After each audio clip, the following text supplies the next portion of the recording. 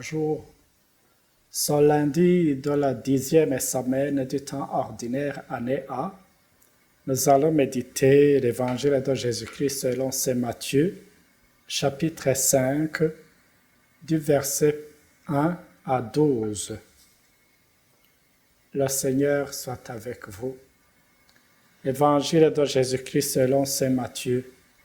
Tu es parole de vie, tu es la source d'amour, oh Jésus-Christ, mon bon pasteur. Alléluia, Alléluia, Alléluia, Alléluia. Gloire à toi, ô Seigneur. En ce temps-là, en voyant les foules, Jésus gravit la montagne. Il s'assit et ses disciples s'approchèrent de lui. Alors, ouvrant la bouche, il les enseignait. Il disait, « Heureux les pauvres de cœur, car le royaume des cieux est à eux. Heureux ceux qui pleurent, car ils seront consolés. Heureux les doux, car ils recevront la terre en héritage. Heureux ceux qui ont faim et soif de la justice, car ils seront rassasiés. Heureux les miséricordieux, car ils obtiendront miséricorde. Heureux les cœurs purs, car ils verront Dieu. Heureux les artisans de paix, car ils seront appelés fils de Dieu. Heureux ceux qui sont persécutés pour la justice, car le royaume des cieux est à eux. Heureux êtes-vous si l'on vous insulte, si l'on vous persécute, et si l'on dit faussement toutes sortes de mal contre vous à cause de moi.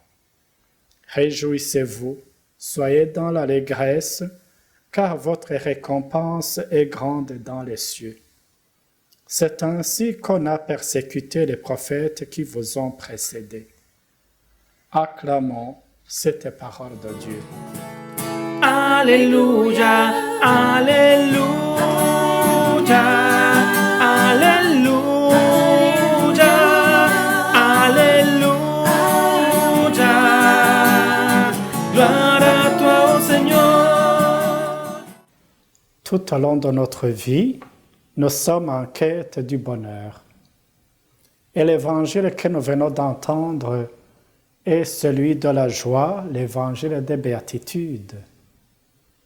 La raison de cette joie, c'est le royaume des cieux, car le royaume des cieux est à eux, nous dit Jésus après la première et la dernière béatitude. Mais qu'est-ce que le royaume des cieux, sinon Dieu lui-même?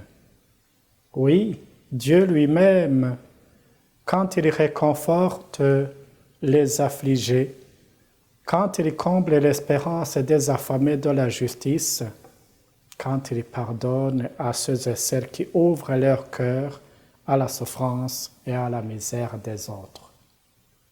Cependant, ces béatitudes émerveillent et révoltent en même temps. Le bonheur dont parle Jésus n'est pas le même bonheur que nous propose le monde, car ce dernier nous présente une vie de bonheur comme une vie sans souffrance, sans épreuve. Or, ce qui compte pour Jésus, c'est que ce que nous vivons et notre façon de le vivre ne nous éloigne pas de Dieu. Il nous invite alors à entrer dans une nouvelle dynamique pour regarder très loin. Jésus trace ici le chemin d'une nouvelle humanité.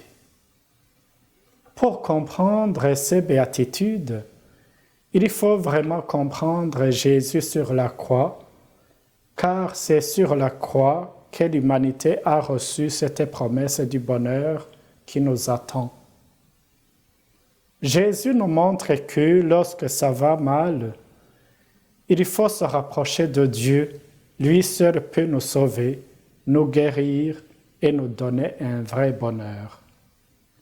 C'est pourquoi il nous enseigne que les gens que le monde déclasse sont sur la voie du bonheur s'ils reconnaissent la présence de Dieu dans leur vie et s'ils restent dans la confiance et dans la foi.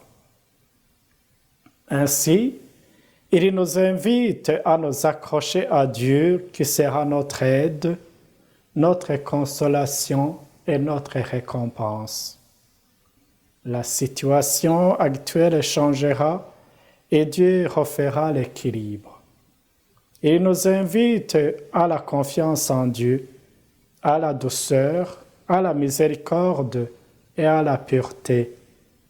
Il nous invite aussi à faire quelque chose pour changer, pour commencer ou pour continuer notre route en vue de son bonheur éternel. Il termine en nous avisant que tout ne se passe pas toujours comme prévu dans la douceur et la tranquillité. Il peut y avoir des insultes, des persécutions, des calomnies.